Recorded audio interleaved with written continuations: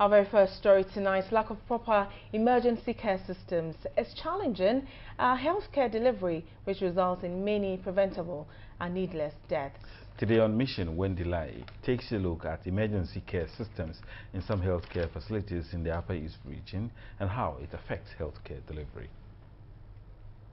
As populations continue to grow and age, there will be an increasing demand for acute curative services responsive to life-threatening emergencies, chronic illnesses, and many routine health problems that require prompt action. Health experts are of the view emergency interventions and services should be integrated with primary care and public health measures to complete and strengthen health systems.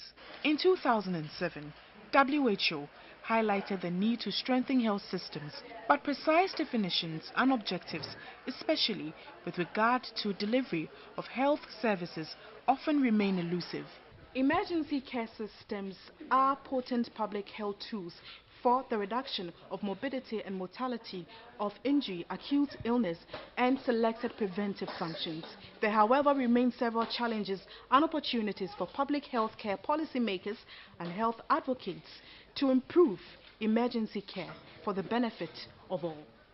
However, providing emergency care is no quick fix. It includes building appropriate health systems and staff training. At the Anafobisi Reproductive Health Center, now a clinic at Bongo in the Upper East region, we were told the facility had no emergency center. Because we don't have an emergency room, normally we will just go to the community with the ambulance and then pick, and then give our first aid treatment and send the person to the hospital. She explained this tricycle, called a Motor King, serves as an ambulance for referrals to the Bongo District Hospital.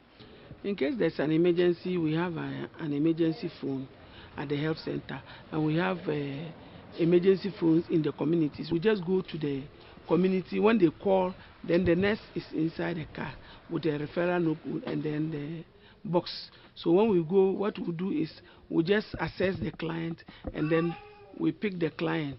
We also followed up to the Bongo District Hospital, hoping to find an emergency center.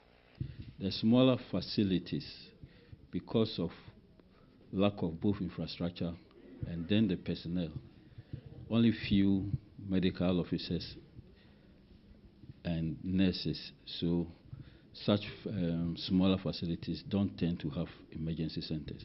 All emergencies pass through the normal way. The only thing we try to do is to do something we call triaging,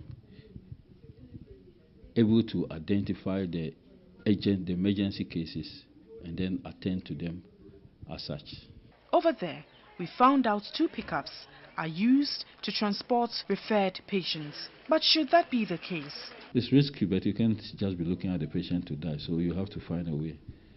We are putting in a lot of effort to get an ambulance. The Bolgatanga Regional Hospital, the main referral center for the region, had its own challenges. We don't have a specific center like accident and emergency unit, but we have areas that have been designated for emergency treatment. Structure-wide hospital has been in construction for some time now, and what you see there is an indication. In terms of human resource, the same thing. We don't have the complement of the specialists that you need for a regional hospital level, and also in terms of certain logistics and equipment. So we don't have the capacity that we will have or we need to have as a regional hospital. Should all health facilities have emergency centers? Every health facility should be able to handle at least the basic first aid. Whose responsibility is it to make the systems work? It is a collective responsibility. It's everybody's responsibility.